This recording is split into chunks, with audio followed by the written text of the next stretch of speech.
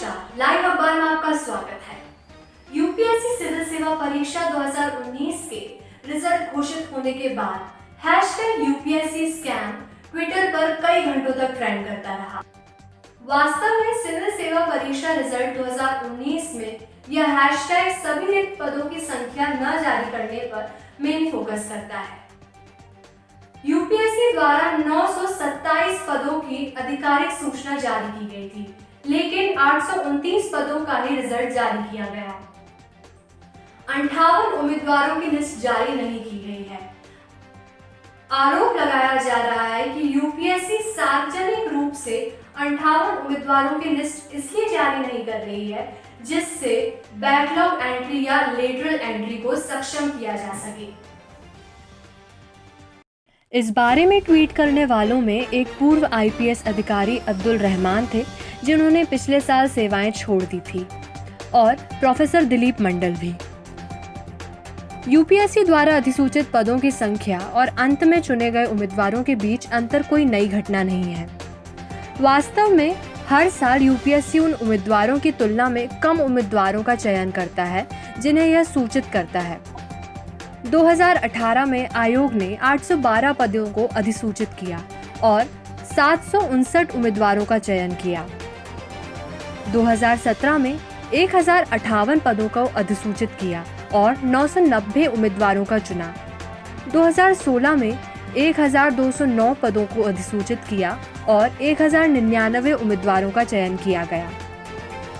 UPSC के एक वरिष्ठ अधिकारी ने बताया कि आयोग द्वारा घोषित की गई पहली सूची में एक रिजर्व लिस्ट होती है जो उम्मीदवारों की वेटिंग लिस्ट को बनाए रखता है। इसी के तहत वह उम्मीदवारों को सभी अधिसूचित पदों के लिए चुनता है। उदाहरण के लिए अक्सर एक आरक्षित श्रेणी से संबंधित उम्मीदवार सामान्य श्रेणी के उम्मीदवार के रूप में परीक्षा में अप्लाई करते हैं।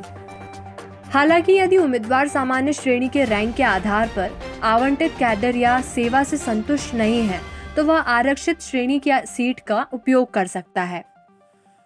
उदाहरण के लिए अक्सर एक रिजर्व कैटेगरी से संबंधित उम्मीदवार जनरल कैटेगरी के उम्मीदवार के रूप में परीक्षा में अप्लाई करता है। हालांकि यदि उम्मीदवार जनरल कैटेगरी के रैंक पर आवंटित कैडर या फिर सेवा से संतुष्ट नहीं है तो वह रिजर्व कैटेगरी की सीट का इस्तेमाल कर सकता है और कैडर और वरीयता की सेवा प्राप्त कर सकता है। उस सिचुएशन में सामान्य श्रेणी की सीट खाली हो जाती है। आयोग तब एक सामान्य श्रेणी के उम्मीदवार को अपनी रिजर्व लिस्ट से चुनता है और सीट को फिलअप करता है।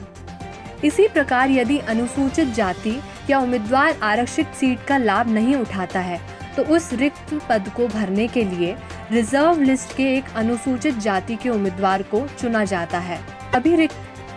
आयोग मोटे तौर पर सभी रिक्तियों को भरता है जो अधिसूचना में दर्शाई जाती हैं। उदाहरण के लिए सिविल सेवकों के 2018 बैच के लिए यूपीएससी ने पहली सूची घोषित करने के 6 महीने बाद अपनी वेटिंग लिस्ट के माध्यम से 53 उम्मीदवारों की सूची जारी की। सिविल सेवा मुख्य परीक्षा 2018 के परिणाम को आईएएस, आईएफएस, आईपीएस और केंद्रीय सेवा ग्रुप ए, ग्रुप बी के खिलाफ मेरिट के क्रम में 759 उम्मीदवारों की सिफारिश करते हुए एक प्रेस नोट दिनांक 5/4/2019 को घोषित किया गया था। 812 रिक्तियां आयोग ने बतलाया कि इन 53 उम्मीदवारों की सूची जारी की गई थी।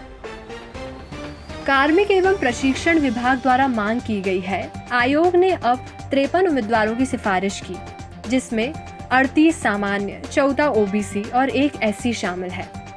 सिविल सेवा परीक्षा 2018 के आधार पर शेष पदों को भरने के लिए।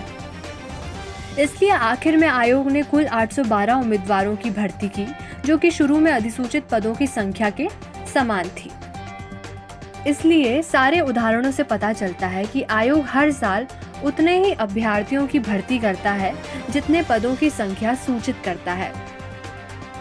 वरिष्ठ अधिकारी ने बताया, इस वर्ष भी हमारे पास एक रिजर्व्ड वेटिंग लिस्ट है और हमारे पास पर्याप्त संख्या में उम्मीदवार हैं, लेकिन हमें सभी उम्मीदवारों के राइट्स का ख्याल रखने के लिए उनके लिए गुंजाइश छोड़नी पड़ती है। यूपीएससी के नियमों के अनुसार वेटिंग लिस्ट में उम्मीदवारों की संख्या प्रत्येक वर्ष डिफरेंट कैटेगरी के उम्मीदवारों की संख्या के आधार पर डिफरेंट होती है, जिन्होंने सामान्य श्रेणी में परीक्षा उत्तीर्ण की हो। ऐसे ही न्यूज़ अपडेट्स के लिए बने रहे हमारे चैनल से। सब्सक्राइब करना ना भूलें और बेल आइकन पर जरूर प्रेस करें। धन्यवाद।